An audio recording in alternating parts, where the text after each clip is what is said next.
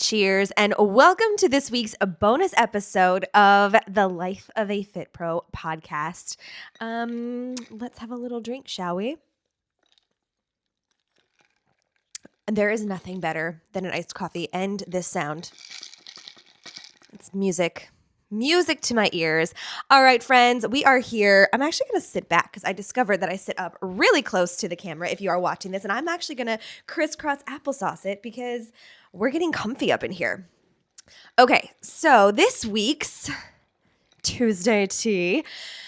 This is a very special week in my fitness profession. So I have been a Fit Pro for 17 years, and this is the week. So I thought it'd be fun to gather around and have a little Tuesday tea story time. Are you ready for a story? Let's dive in. Okay, feel free to keep sipping as we go through. So back in 2009, hold on. Let's back up one more year. So 2007, 2008, I was graduating from college and starting my professional life and the real world, as you would call it. And I was coming down from a pretty big high. I was a very, very dedicated and involved student. I was yearbook editor, student government president. I was student events board president. I had tons of stipends and internships and research projects on campus. Like I entered that campus with the goal and the intention of taking over, and I did it. I signed up for any leadership position that was available. I wanted to be part of everything, and I was. And no one prepares you for the letdown that is graduation. Let me explain. If you go from being like super important, I'm realistic, I understand, but on campus, I was a pretty important individual. You go from being super important, invited to everything, VIP everything, to like, working there, I knew people and I had connections with people, but it was different because I was no longer a student, right? At a college, students are at the top.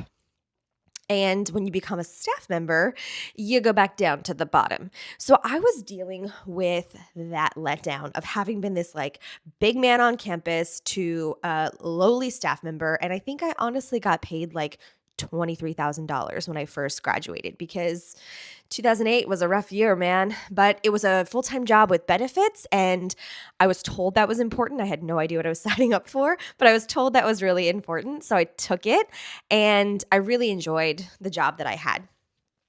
But all of a sudden, I was working truthfully, a lot of times 10, 12-hour days because I was taught that if you want to get promoted and you want to be the best, you got to show up early and stay late. So I was really grinding. I was really pushing. I was really hustling. And y'all, obviously I burned out, okay? So I was feeling like really not that great about myself. And I don't actually remember how this happened, but somebody said to me, it was like a conversation about I just don't feel right. And they were like, well, are you like working out? And I was like, you have time for that? I don't have time for that. And I was like, no. Hey, we have this free gym on campus. Remember the gym? We have these free classes that are brand new. It's a Zumba class. You got to come. Just come try it. And I don't know what compelled me to do it, but I did. I put on I had this baggy orange Washington College shirt, these baggy before athleisure, right? No Lululemon cutesy pants. They were these baggy pants from like, I want to say like Target or something. And I went into the back left corner of class and I did the thing. And when I left, I went, what was that? Holy heck, I want more. And I started becoming a regular at Zumba. And I worked my little way up from the back corner to the middle to front row center. I could anticipate what the instructor was going to do before they did it. I was obsessed. I was taking 4 classes a week at that were free at the college.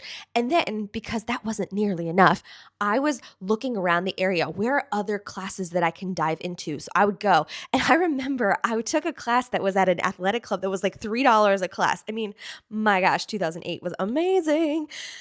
And yeah, I was just so obsessed. And then toward the end of mm, toward the end of 2008, early 2009, I found out that my instructor who taught at the college was moving. And I was like, "Ooh, cool. What does that mean for me?" What do you mean? Like, who is going to teach my class? I had no idea that she had friends that were like likely going to take over. I didn't know that. So I was like, oh my gosh, well, I need to do something about this. So I went onto Zumba.com and I found a training in somewhere in Virginia that was like 5 hours away. And I signed up for it. And it was on May 2nd, 2009. And I went and I did it. And it was crazy because I had never ever taken a dance class. I'd never taught a class before. I didn't even take a biology class since ninth grade. Like I took AP Bio in ninth grade and I haven't taken anything biology since. So they let me leave with a certification that day, which is wild. And I was able to teach. And so I thought, great, I'll take this back. I'm going to go and I'm going to take over these classes. No. There were other people who wanted it because at this time, Zumba was becoming really hot. Lots of people were going and getting certified. Actually, I shouldn't say certified. Zumba is a license, not a certification. And there's a distinction. Today is not the day to go through that, but just know that there's a distinction. So I got that license and I thought I could teach anywhere. Only to be met with, no, other people are already taking over this class. You'll have to wait your turn. But I was persistent. I was like, no. I went and I put myself out there and I got this license. I want to teach too. Like I actually sent a message to like the VP of athletics and was like, please let me do this. And they worked their magic and I got to start teaching a 7 a.m. class. At this time, I was absolutely not a morning person. And that sounded like awful to me. But it was an option and it was an opportunity. So that July, so I got my license in May, worked really hard, kept going to classes, kept refining my craft. I needed to prepare to teach as well. My gosh, it took me forever because I had to prep an entire class after having never taught before. So it took me some time. But it was like July, right after July 4 holiday, I started teaching a 7 a.m. class 2 days a week. And one participant who came to my very first class still comes to my fitness classes to this day. I need to figure out a way to celebrate her because that's quite a journey. That is quite a journey to be on. And so I got to teach all summer, that 7 a.m. class, and I started building a little bit of a following. I pled the case to keep it going during the fall semester. I had to delay a little because I travel, so there were some days that I couldn't teach, so that was a little bit to figure out. But then come that next spring, I was like, you know what? I want the 5 p.m. class, like the one where, 70 people come. Like, I want to do that. I want that to be me. Was still told no. There were other people that wanted to teach it. So I looked elsewhere. And I found a gym that is no longer, but it was in Centerville at the time, which was about 25, 30 minutes from where I lived. And I said, I want to teach. And they were like, great. We've been looking for somebody to do this. Can you start tomorrow? And can you teach 5 nights a week? And I was like, hold on. Yes, I can. Because at that time I said yes to everything. If you asked me to come teach a class, regardless of how much you were going to pay me, I was saying absolutely I can do that. So I started doing that. And that is where I really discovered my passion and my knack for being an instructor. I found my voice. I found my energy level. That's where I really became who I am today. And I would have thought it would have been in my home campus where I first started teaching that class. It took me going out of my comfort zone, away, literally building something from nothing because they didn't have that class to begin with. I built something from nothing. And that also taught me that I'm a really good entrepreneur. That was awesome. That was really cool. But then driving down there like 6 days a week started to really wear on me. So I started investigating options closer to home. I wanted to be able to honestly ride my bike or walk. And I found that. I found a place. I started teaching a Saturday morning class, built it up from nothing, and eventually handed it off to somebody else. And then I took it back again. And then COVID happened and I stopped teaching there. But that's fine. But I taught Zumba, only Zumba, for maybe like 2.5, 3 years, just Zumba, like almost every day, sometimes twice a day. Sometimes I do a morning and an evening class, mostly twice a day. And then I was like, what else is there? And I'd been hearing chatter in our instructor network about getting group certified. So I got group certified through, it's called AFA. So I have this huge fitness and theory book over here, but it was basically the premier group certification at the time. And that's where I really learned more about group dynamics. I learned more about the social emotional sides of teaching class, that it wasn't just the class itself, it was the feeling that people got. That was groundbreaking for me and life-changing for me when I took those classes. Like that changed everything for me. I started to tweak what I was doing. It wasn't just about the class and what I was teaching, it was about the environment that I was shaping. So I took all of that energy and I dove into Powder Blue Productions with Shalene, the one and only, the incomparable Shalene Johnson, who taught Pio and Turbo Kick, and there was another like hip hop something. I never took that class, but I started teaching Pio. I started teaching Turbo Kick. Those popped off. I had a great following. I took those classes anywhere that I could take them. I taught to anyone who would come to class. I did free demonstrations in the park. I taught a free on Friday class. I was teaching all over. And then Powder Blue was purchased by Beachbody, and the Beachbody family included Shanti. So then my understanding of group classes turned into strength and HIIT. That opened my eyes to the possibilities, not just cardio, or Pio was like a little bit of cardio yoga, not just that element, but strength and these like lifelong things that you needed for fitness and to really offer something. And doing all of these different certifications also helped me to retain clients, because you can teach something. There was a class that at a location that I taught that it was literally the same class for like the same choreography, the same music for every day for 12 years. People love that. It would drive me nuts. But sometimes people like that repetition. So I try to throw a little bit of that in there, but I also really like to mix it up. But as I was gathering all of these different certifications, I was learning more, I was growing more, and I was able to offer more. Never changed my price until like COVID, which is crazy to think about. But you live and you learn. So once Powder Blue was swept into the Beachbody family, I got Insanity certified. And did I do any other Beachbody type things? I think I just kept it up with Turbo Kick, Pio, and Insanity until really COVID. They restructured their offerings. They no longer put out new materials for you to teach it in a live group setting. They really brought it back all virtual, like an online thing. And I didn't want to be an MLM. I didn't want to be a pusher of somebody else's products. I wanted it to be the energy in the room, the things that I found that I really loved about group fitness. So I stopped teaching those formats and I was looking for other things. I found barre, and then I did yoga teacher training, which was another really big turning point in my fitness education, because that taught me anatomy. And that taught me how muscles work and how energy works through the body and how the ligaments go and the fascia and all of the things that compound and move. And it really helped to complete my knowledge of fitness and wellness.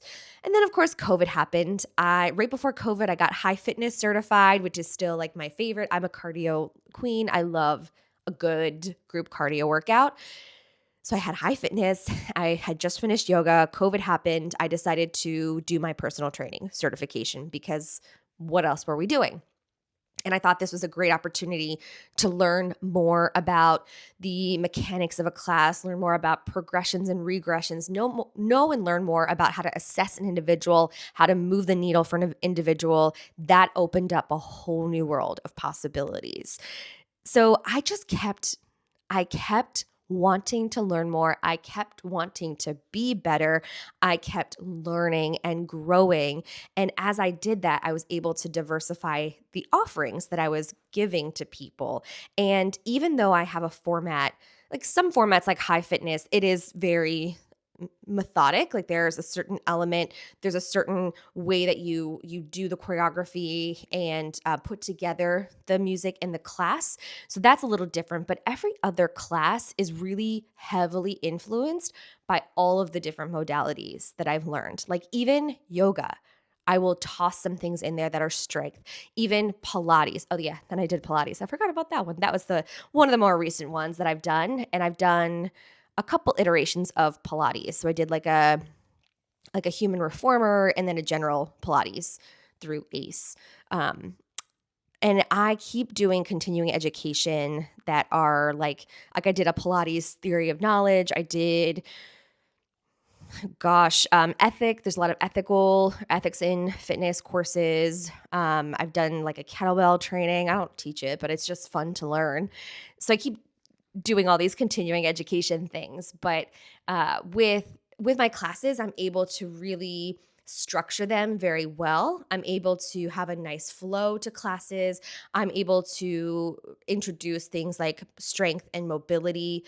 And because of I really felt after my personal training, I was able to offer very structured and very complete boot camp classes. And last year was the year of boot camp. Boot camp popped off. It still is really great. High fitness is still really great. Yoga is probably one of my lower attended classes. It's my personality doesn't seem to jive well with yoga. Is it jive or jibe? I've always wondered that. I always say jive because I think jive like it's a cute little dance. Whatever, it's my podcast. We can say what we want.